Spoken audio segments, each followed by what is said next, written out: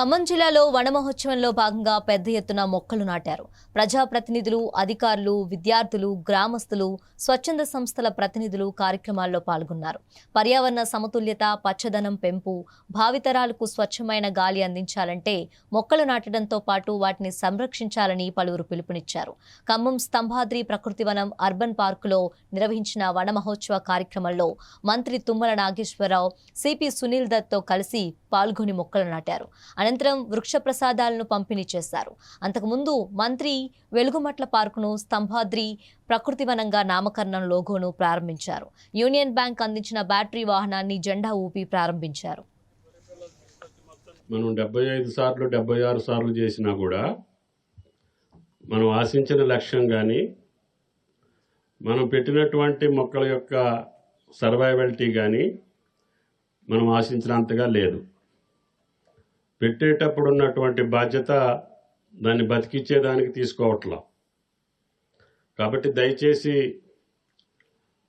దుర్గా గారు చెప్పినట్టుగా ఆర్డీఓ గారు మన బాధ్యతలు హక్కులే కాకుండా మన బాధ్యతల్ని అందరం కూడా విస్మరించాం. కాబట్టే ఈరోజు ఎలినో ఒక భారతదేశమే కాదు, ప్రపంచవ్యాపితంగా ఈ ఎల్నినో ఎందుకు వచ్చింది అనంటే అడవులు అంతరించిపోవటం, సముద్రాలు కూడా వేడెక్కిపోయినాయి.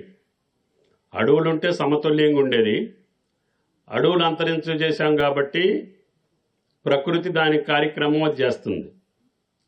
అందుకని గతంలో ఎప్పుడు 150 సంవత్సరాల మధ్యలో ఎప్పుడు కూడా ఇంత గొప్పగా ఇంత పెద్ద ఎత్తున పసిఫిక్ మహాసముద్రం వేడెక్కట్లేదు.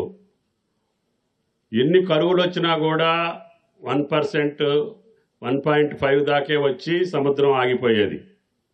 ఎందుకంటే ఋతుపవనాల వల్ల, తుఫాన్ల వల్ల, ప్రకృతి సమతుల్యంగా కొద్దిగా ఉండటం వల్ల. కానీ ఈ సంవత్సరం మాత్రం 2.5 దాటి వెళ్ళే అవకాశాలు ఉన్నాయి. అంటే మీకు నెక్స్ట్ మంత్ నుంచి కూడా దక్షిణ భారతదేశంలో వర్షాలు కురిసేదానికి అవకాశాలు తక్కువ.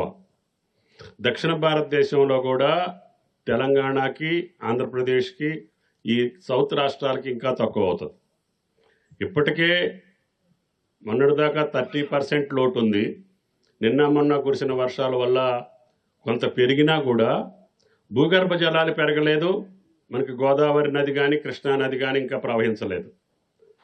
మన దగ్గర ఉన్నటువంటి మునేరు కూడా మీరు చూశారు.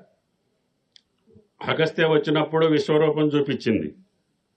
కానీ ఇప్పుడు ఇంతవరకు మునేరే రాలేదంటే బయ్యారానికే ఓవర్ఫ్లోకి రాలేదు. అంటే బయ్యారం చెరువు నిండకుండా ఉండే ప్రశ్న చరిత్రలో ఉండదు.